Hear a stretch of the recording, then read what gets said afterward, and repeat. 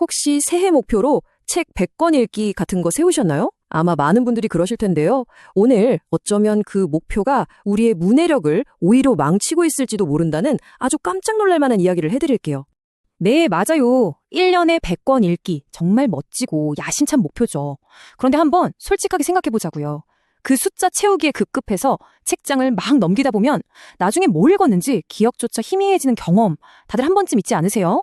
혹시 우리가 완전히 잘못된 숫자를 쫓고 있는 건 아닐까요?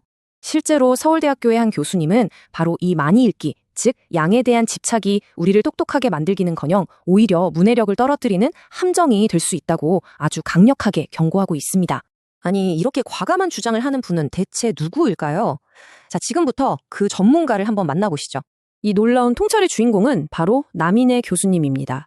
대한민국 최고의 인재들이 모인다는 바로 그 서울대학교에서 그것도 무려 14년이라는 시간 동안 글쓰기라는 어떻게 보면 가장 근본적인 공부를 가르쳐온 분이죠.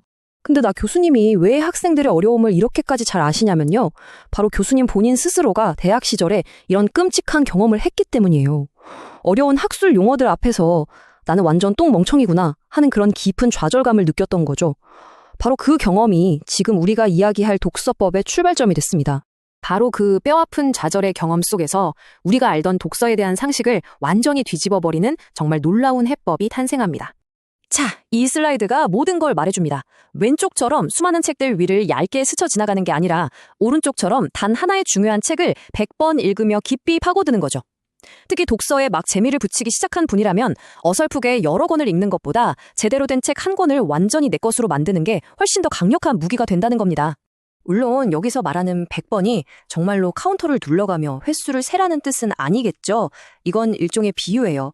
책이 정말 너덜너덜해져서 그 안에 담긴 문장과 생각이 완전히 내 피와 살이 될 때까지 그 책과 하나가 되라는 강력한 주문 같은 겁니다. 좋습니다.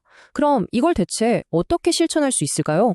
그 시작은 생각보다 아주 간단하면서도 강력한 습관에 있습니다.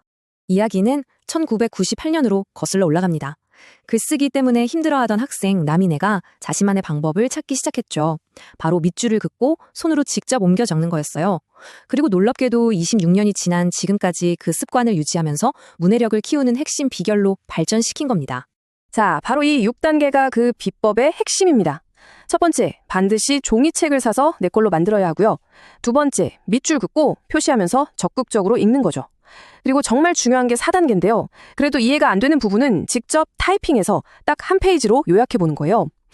그리고 마지막 6단계, 배째라 정신도 필요합니다. 안 맞는 책은 과감히 포기하는 용기.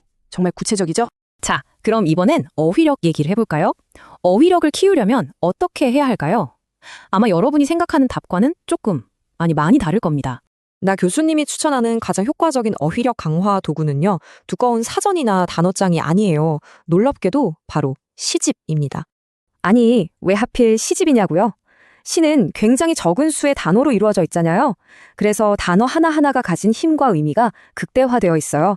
한 단어 한 단어로 음미하면서 읽다 보면 어휘의 진짜 맛을 알게 되는 거죠. 어디서부터 시작할지 막막하시다면 나 교수님은 김소월, 정지용, 백석 시인을 추천합니다. 아름다운 우리말의 정수를 맛볼 수 있을 거예요. 그런데 어휘력이란 게 단순히 똑똑해 보이려고 유식해 보이려고 필요한 건 아니에요. 사실 이건 우리 자신을 더 깊이 이해하는 아주 중요한 열쇠거든요.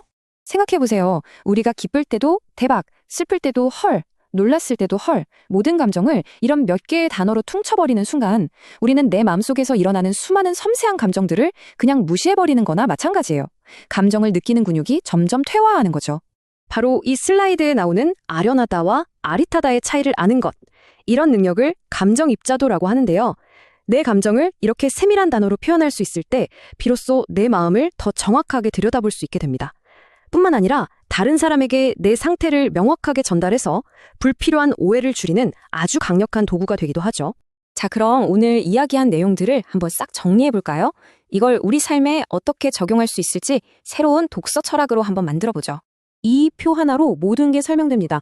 분량에 대한 집착은 100권 읽기에서 한 권 100번 읽기로 바꾸는 겁니다. 매체는 편리한 전자책 대신 밑줄 긋고 내 것으로 만들 수 있는 종이책으로. 어휘 공부는 사전 대신 시집을 읽고 옮겨 적는 것으로. 감정 표현은 대박, 짱 같은 단순한 단어 대신 수십 가지 구체적인 감정 단어를 사용하는 것으로요. 핵심은 양과 편리함에서 벗어나 깊이와 소유, 그리고 정밀함으로 나아가는 겁니다. 그러니까 이제부터 독서를 남들과의 속도 경쟁이나 지겨운 숙제처럼 생각하지 마세요. 이건 아주 천천히 오롯이 혼자서 즐기는 성취의 과정이니까요.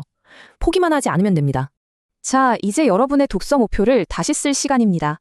올해 몇 권을 읽을 것인가가 아니라 과연 어떤 책 한 권을 내 인생의 책으로 만들 것인가? 이 질문을 스스로에게 던져보세요. 여러분의 첫 번째 100번 읽을 책은 무엇인가요?